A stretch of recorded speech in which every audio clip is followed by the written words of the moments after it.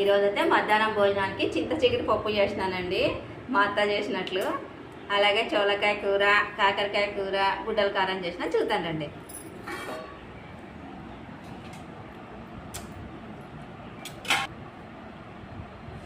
చింత చిగురు పప్పు అండి ఇది.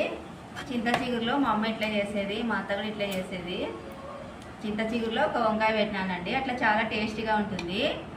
అందుకని అలాగే వేడి వేడి అన్నాము, అలాగే చోలకాయ కూర, అలాగే గుడ్డల కారము, అలాగే కాకరకాయ వేపుడు. ఇవేనండి ఈరోజు వంటలు. చింత చిగురు పప్పు అయితే చాలా ఇష్టంగా చేస్తున్నానండి ఈరోజు అయితే. చింత చిగురు పప్పులో ఒక వంకాయ చేసినాను, మనకి పులుపు ఉండదు, ఒట్టికారం వచ్చేసినానండి. చాలా అంటే చాలా బాగుంటుంది. చింత చిగురు తినండి, చాలా మంచిది హెల్త్కి అయితే.